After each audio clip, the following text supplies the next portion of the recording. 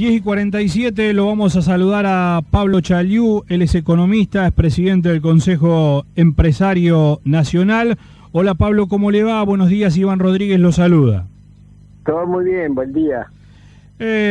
Pablo, bueno, por supuesto la Argentina está viviendo momentos muy difíciles. ¿Cómo es el momento que se está viviendo? ¿Cómo lo ve? Bueno, usted lo ha dicho, son muy difíciles. El gobierno, en mi modo de ver, está equivocándose en lo que está haciendo y en lo que parece que quisiera hacer. Entonces los problemas se magnifican.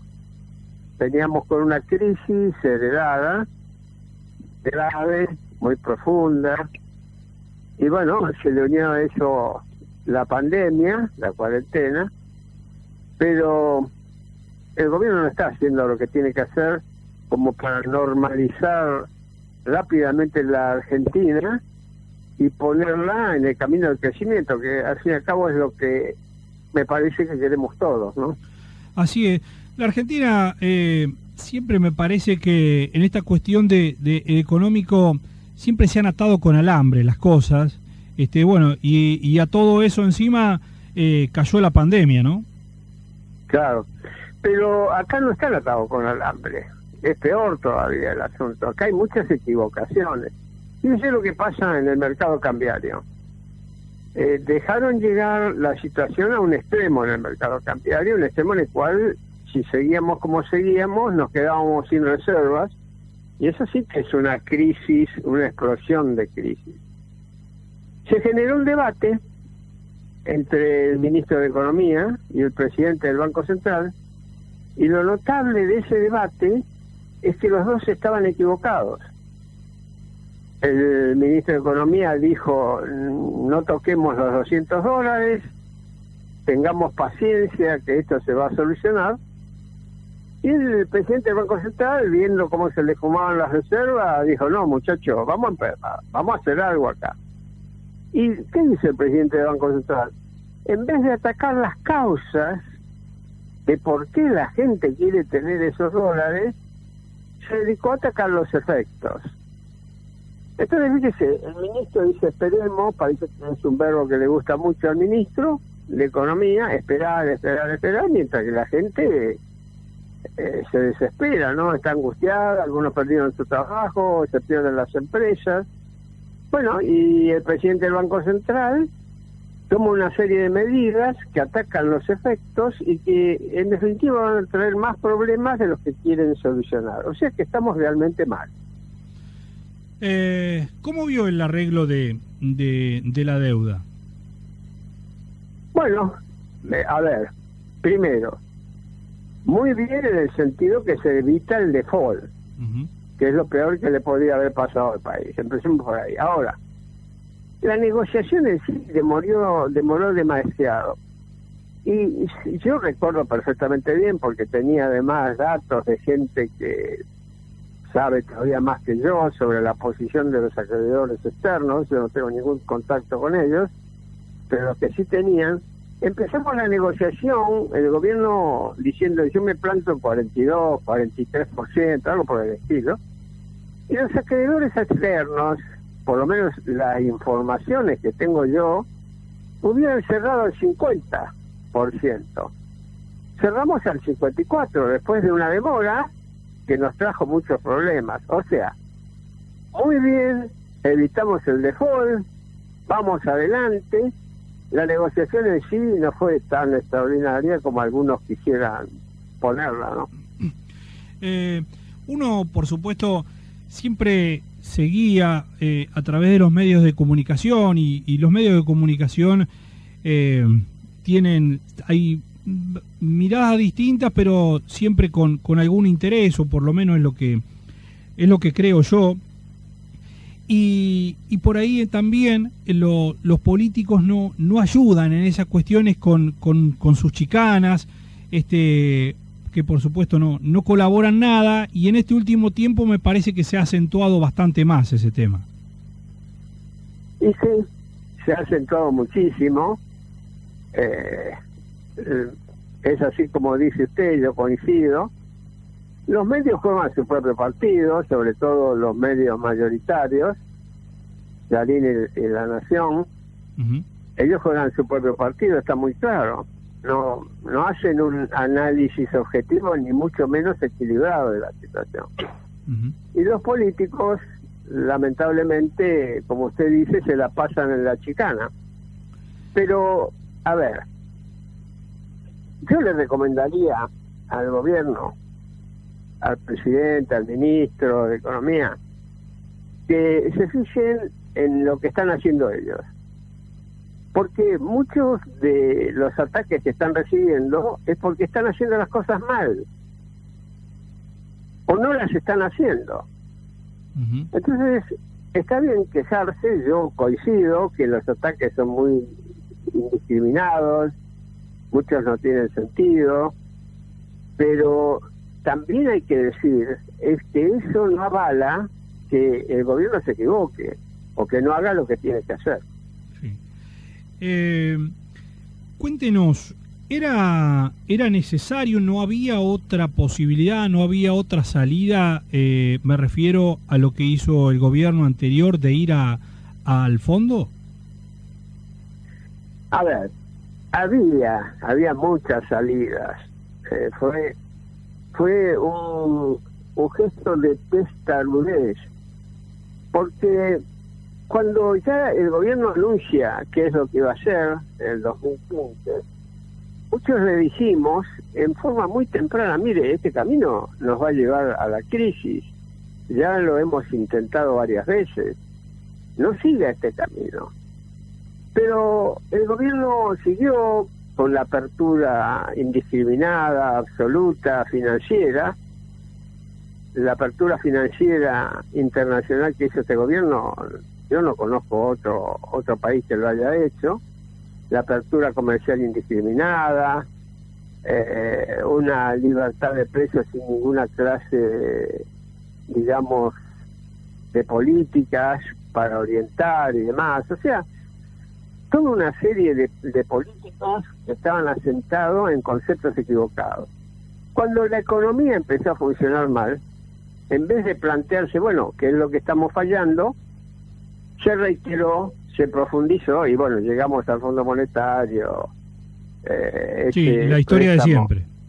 Es la historia de siempre. Pero guarda, este gobierno, si no cambia, y tiene poco tiempo para cambiar, pero si no cambia, y va a tener, ya estamos en una crisis, pero podemos tener una explosión de crisis, y eso nadie lo desea. En la semana fui a un comercio acá, a Saliqueló, y llego por la tarde, que obviamente está abierto. Por suerte Saliqueló hoy está en una fase 4, casi fase 5, porque no hay casos. Y lo consulto. Sí, lo consulto y le digo, estaba cerrado el negocio. Me dice, no tengo precio. Y automáticamente me acordé del 2001, ese no tengo precio es una barbaridad. O sea, no es culpa del comerciante de acá, aclaremos.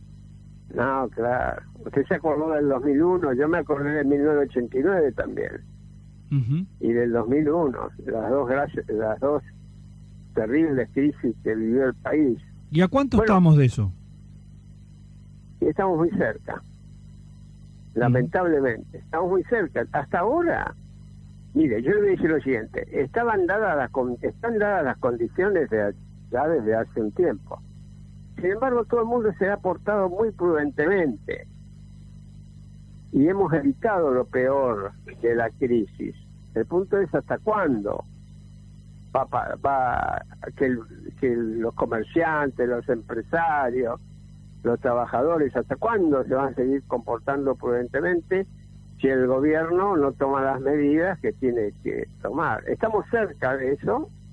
Dios quiera que no lleguemos ahí. Dios quiera que no lleguemos. Y por eso le pedimos al gobierno desde todo punto de vista, miren, empiecen a trabajar, empiecen a hacer algo. Empiecen a tomar las políticas que el país necesita. El país necesita que sea convocado por el gobierno a un acuerdo que nos lleve a la reactivación, que nos lleve al combate de la inflación, que nos lleve al acuerdo de ingresos. Todo eso se puede hacer. Y todo eso es lo que hay que hacer, bueno, precisamente para evitar lo que usted vio en ese negocio. Ojalá que no pase. Hasta ahora la prudencia de todos ha evitado que pase. Ojalá que siga la prudencia. Pero reclamémosle al gobierno que haga lo que tiene que hacer. ¿Qué es lo que más le preocupa hoy a usted? La inacción del gobierno y la equivocación del gobierno. Mire, mandaron un presupuesto, el presupuesto de 2021. Sí, creo que ingresaba hoy, ¿no? Está bien. No me voy a... el presupuesto uno puede pasar una semana en analizarlo y amerita pasar la semana para hacer un análisis de profundidad. Yo me voy a referir estrictamente a una cuestión. Mire, este año la producción medida como se la miden los economistas, Producto Bruto Interno, va a caer un 12 a un 13%. Una barbaridad. Bueno, sí. Es la crisis más la pandemia. ¿Saben cuántos años el gobierno propone recuperar ese 12%? No, dígame que 2. No, en 3 años. Mire, escúcheme, ese 12% hay que recuperarlo de inmediato, en 6 meses, porque ese 12% significa que la economía está en un 30 o 40% paralizada. La normalización de la economía ya va a ser, la normalización, mire lo que le digo, la normalización de la economía ya va a ser que estemos en el 12%. A lo máximo usted diga, el año que viene recuperamos el 12%. Y a partir de ahí crecemos, porque tenemos que recuperar lo que perdimos en el 2018, que es un 2%, y lo que perdimos en el 2019, que es un 2%. O sea, en esos 2 años perdimos un 4,5%. Usted me está diciendo 3 años, se termina el mandato de Alberto. Se termina el mandato de Alberto y vamos a estar igual que estábamos en el 2019, en una crisis profunda, con recesión, con empresas y familias endeudadas. No es la solución, de ninguna manera. O sea, llegamos siempre a la misma cuestión, que se arregle el que llegue. Y puede ser. Pero bueno, eso significaría que no tiene ninguna expectativa de seguir. Pero habría que decirle, mira, si querés seguir, no pongas estas políticas, porque no te van a votar. Quiero que me explique simple, para que el vecino, así como yo, y obviamente que por ahí entendemos poco solamente la cuestión del día a día, el tema de los impuestos en la Argentina ha sido una cuestión histórica. ¿Por qué sucede esto de que más del 50% del alcohol en gel son impuestos? O sea, el alcohol en gel, digo un ejemplo, ¿no? Bueno, pero es uno de los signos de la decadencia argentina y de alguna manera de la decadencia de una parte de la clase política argentina, porque al no acertar con las políticas que hacen que el sector privado, las empresas, las familias, el consumo, la inversión, se reactiven y crezcan, entonces la clase política lo que ve es, bueno, aumentemos impuestos, aumentemos impuestos, aumentemos impuestos. Entonces genera un círculo vicioso. La Argentina no crece, la Argentina está estancada, y ante eso, que significa menos recaudación para el Estado, se dice, bueno, aumentemos los impuestos, con lo cual la Argentina no crece, está estancada. Hay que dar vuelta a esto, hay que dar vuelta a esto. Hay que darlo vuelta y replantearlo de nuevo. ¿Cómo se define el tema de lo que vale el producto en sí, desde que comienza, digamos, hasta que llega al supermercado? ¿Quién pone todos esos impuestos? ¿No hay manera de acomodarlo? Por supuesto que hay manera de acomodarlo, y es un imperativo acomodarlo. Porque fíjese, no solo son altos los impuestos provinciales y nacionales, son altos los impuestos municipales también.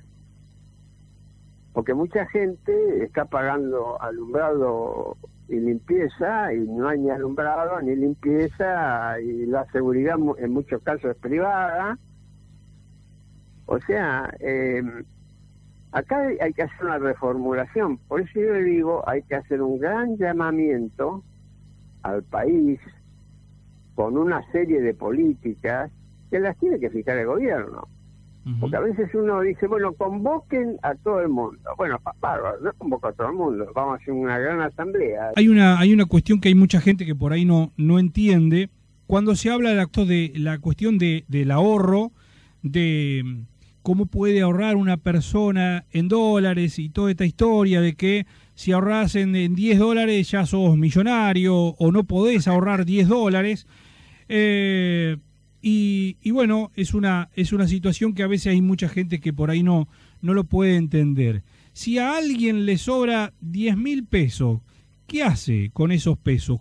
¿Compra dólares y se los dan o no? Bueno, yo no puedo decirlo eso porque eso depende de cada situación particular.